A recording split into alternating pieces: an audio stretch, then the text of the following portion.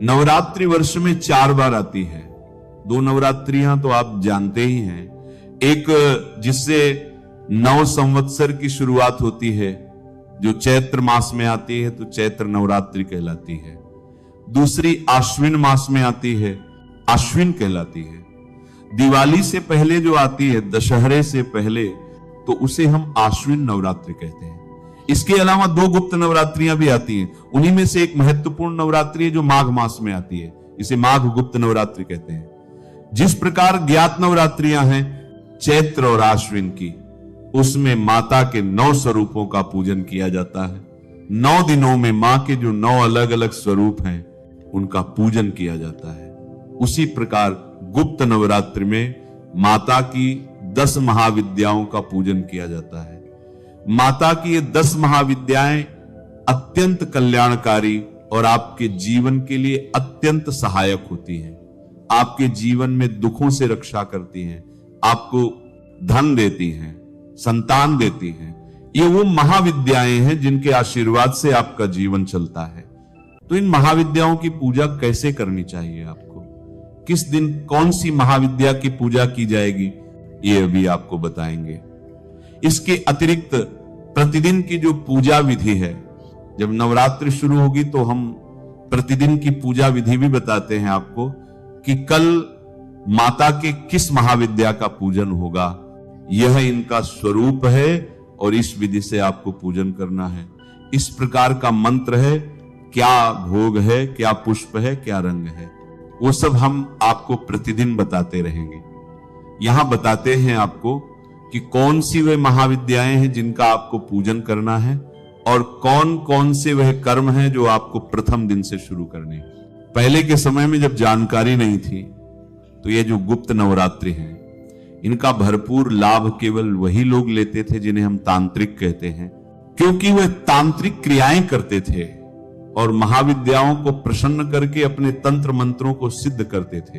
लेकिन जैसे जैसे शास्त्रों की जानकारी होने लगी तो अब ये आम आदमी को भी इसकी जानकारी होने लगी है। और ये जो दिन होते हैं माता के नवरात्रि के, ये केवल तांत्रिकों के लिए नहीं है।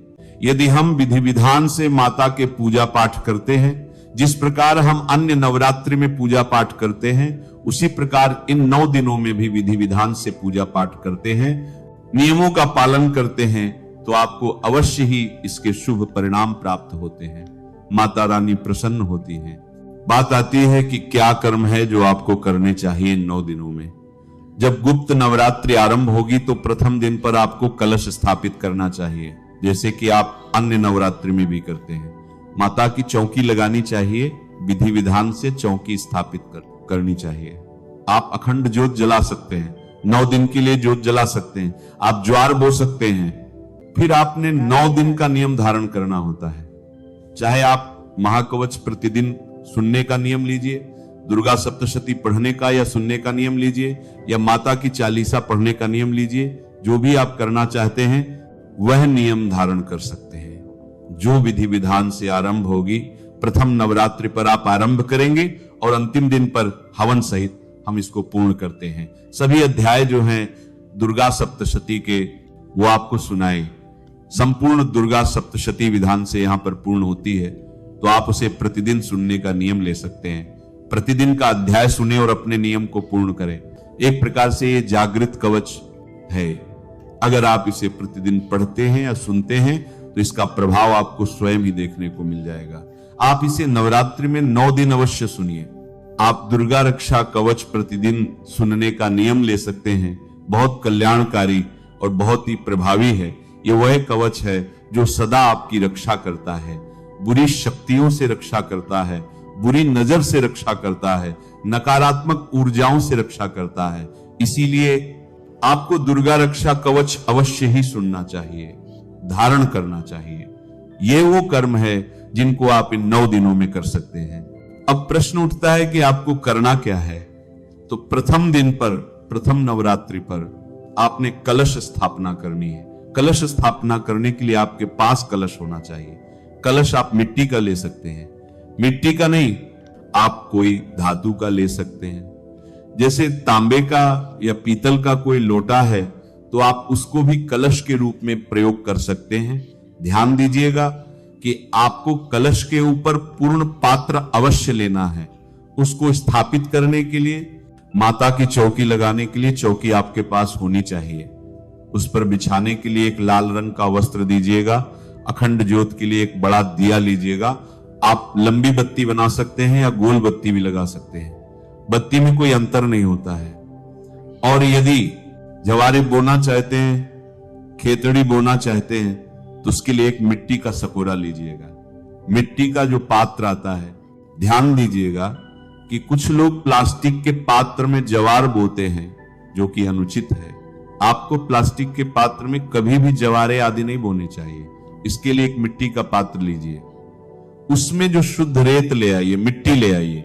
उपजाऊ हो तो अन्यथा जो नदी का रेत होता है वो भी बड़ा उपयोगी होता है, वो आप प्रयोग कर सकते हैं। माता को अर्पित करने के लिए एक चुनरी होगी जो आपको पहले से लाकर रखनी होगी। इसके अतिरिक्त पूजा के लिए आपके पास रोली, मौली, पान, सुपारी, लौंग, इलायची, धूप, दीप, अक्षत, लाल रंग का पुष्प विशेष रूप से मिल जाए तो उत्तम है। एक नारियल आपने लेना है। पानी वाला नारियल आप अगर लेते हैं तो उत्तम रहेगा। जिन प्रदेशों में पानी वाले नारियल नहीं मिलते, वो सूखा नारियल भी ले सकते हैं। पानी वाला जटा वाला नारियल लेना है। ऐसा नहीं कि खाली बिना जटा का लें, तो जटा वाला आपने नारियल लेना है। पान के पत्तों की अगर हम बात करें तो प्रतिदिन की पूजा में एक एक पान का पत्ता प्रयोग होगा।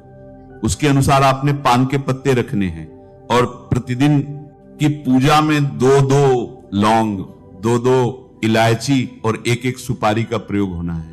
अब बात आती है कि जो कलश होगा, कलश में हमें क्या क्या वस्तुएं डालनी है। कलश में डालने के लिए एक चांदी का सिक्का आपके पास हो तो बहुत उत्तम है। चांदी के सिक्के के अतिरिक्त थोड़ी सी दूर्वा लीजिएगा। एक हल्दी की गांठ ले लीजिएगा और सुपारी ले लीजिएगा। थोड़े से अक्षत चाहिए। ये सामग्री है जो आपने कलश के भीतर डालनी है। जो भी उत्तम स्थान आपके घर में जहां आप नवरात्रि की पूजा कर सकते हैं या करते हैं, जो उत्तम स्थान पूजा के लिए हो, वहां पर पहले गंगा जल युक्त जल का छिड़काव कीजिएगा। अर्थात एक लोटा लीजिएगा तांबे का, उसमें पहले थोड़ा गंगा जल भरिएगा, फिर शुद्ध जल भरिएगा। फिर जहां भी बैठकर आपने पूजन करना है, चौकी आदि लगानी है, उस स्थान पर पुष्प के माध्यम से उस लोटे में से जल के छींटे दीजिएगा। उस स्थान को पवित्र करने के लिए वो जो सामग्री आप लाए हैं पूजा के लिए, उस सारी सामग्री को भी वहां रखिए और उस पर भी छींटे दीजिएगा। हम मंत्र पढ़ते हैं, इससे वह सामग्री और वह स्थान शुद्ध हो जाएगा, पवित्र हो जाएगा। अपवित्र पवित्रो वा सर्वावस्थांगतोपि वा यह स्मरेत पुंडरीकाक्षं स बाह्याभ्यंतर शुचिया। इस प्रकार से जल के छींटे देकर आपने उस स्थान को शुद्ध किया है, पवित्र किया है, सामग्री को शुद्ध किया है, पवित्र किया है। अब आप उस स्थान पर चौकी को बिछाइए। चौकी पर लाल रंग का वस्त्र बिछाइए। मां आदि शक्ति की तस्वीर आपके पास है या प्रतिमा है तो उसको स्थापित कीजिए। उनके सामने कलश को रखेंगे। कलश को रखने से पहले ध्यान दीजिएगा, कलश के नीचे आपने थोड़ी सी या तो चावल रखने हैं या तो गेहूं रखने हैं। उसके ऊपर कलश स्थापित करना है। कलश के भीतर पहले थोड़ा गंगा जल भरिएगा, फिर शुद्ध जल भरिएगा। राधे राधे। पूर्ण पात्र उसके ऊपर रखिएगा। पूर्ण पात्र में थोड़े से गेहूं या चावल रखने हैं, खाली नहीं छोड़ना है पूर्ण पात्र को। और उसके ऊपर हमने रख देना है नारियल। नारियल जटा वाला नारियल होगा।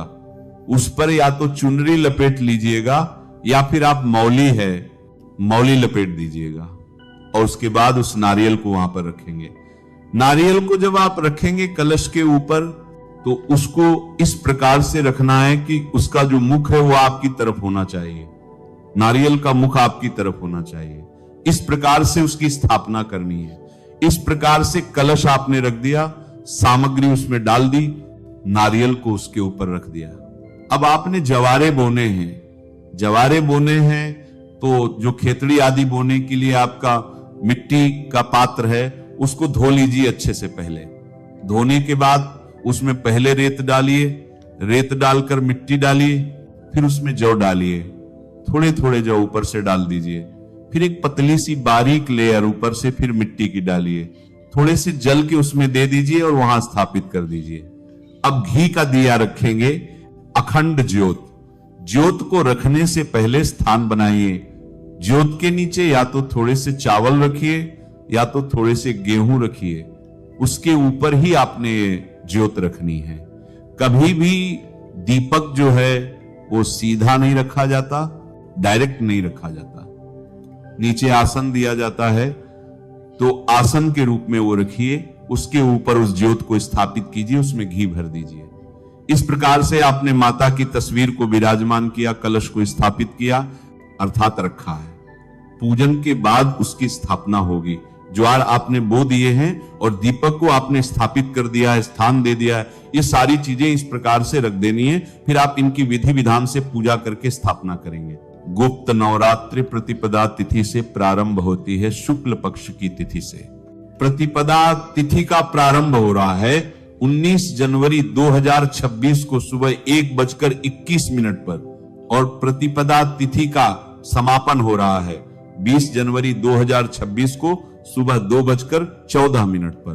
तो सूर्योदय कालीन तिथि के अनुसार 19 जनवरी 2026 सोमवार से गुप्त नवरात्रि का प्रारंभ होगा। नवरात्रि के पहले दिन मां शैलपुत्री की पूजा की जाती है, कलश की स्थापना करते हैं। तो विधि विधान से कलश की स्थापना करके पूजा का प्रारंभ हम करेंगे। 19 जनवरी 2026 से 20 जनवरी को द्वितीया तिथि है। इस दिन मां ब्रह्मचारिणी की पूजा करेंगे। नवरात्रि की तृतीया तिथि 21 जनवरी बुधवार के दिन है और इस दिन हम मां चंद्रघंटा की पूजा करेंगे। नवरात्रि का चौथा दिन 22 जनवरी 2026 गुरुवार को है और इस दिन मां कूष्मांडा की पूजा हम करेंगे। गुप्त नवरात्रि के 5वें दिन मां स्कंद माता की पूजा की जाती है। तो 23 जनवरी 2026 को मां स्कंद माता की पूजा करेंगे और इसी दिन बसंत पंचमी का पावन पर्व भी है। गुप्त नवरात्रि की षष्ठी तिथि 24 जनवरी 2026 को है। इस दिन मां कात्यायनी की पूजा करेंगे। नवरात्रि के 7वें दिन सप्तमी तिथि अर्थात रविवार 25 जनवरी को मां दुर्गा के 7वें स्वरूप मां कालरात्रि की पूजा करेंगे। नवरात्रि की अष्टमी तिथि 26 जनवरी सोमवार को है। तो सोमवारी दुर्गा अष्टमी का शुभ संयोग भी आपको प्राप्त होगा और इस दिन हम मां महागौरी की आराधना करेंगे। गुप्त नवरात्रि की नवमी तिथि हमें मंगलवार 27 जनवरी 2026 को प्राप्त हो रही है। इस दिन मां सिद्धिदात्री की पूजा करेंगे। कन्या पूजन, हवन इत्यादि सभी कार्य 27 जनवरी 2026 मंगलवार को ही किए जाएंगे। जो भक्त नवरात्रि का व्रत धारण करेंगे उन्हें व्रत का पारण दशमी तिथि पर करना है, अर्थात बुधवार 28 जनवरी 2026 को। इस प्रकार नवरात्रि का प्रारंभ 19 जनवरी 2026 को होगा और इसका समापन 27 जनवरी नवमी तिथि पर होगा। दशमी तिथि को व्रत का पारण किया जाएगा।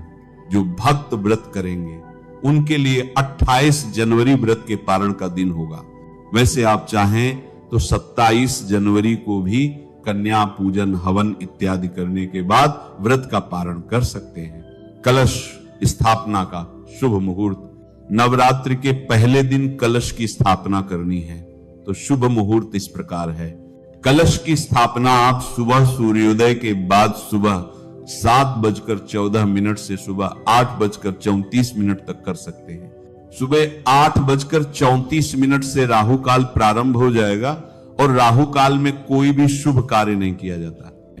यदि किसी कारणवश इस समय में कलश की स्थापना नहीं कर पाते हैं तो आप अभिजीत मुहूर्त में कलश की स्थापना कर सकते हैं। अभिजीत मुहूर्त का समय है दोपहर 12:11 से दोपहर 12:53 तक। भी धर्म प्रेमियों को राधे राधे। मैं उम्मीद करती हूँ कि आज का सत्संग आपको पसंद आया होगा। अगर पसंद आया है तो हरि भक्ति लहर चैनल को सब्सक्राइब कर लें और कमेंट्स में राधे राधे लिख दीजिए। धन्यवाद।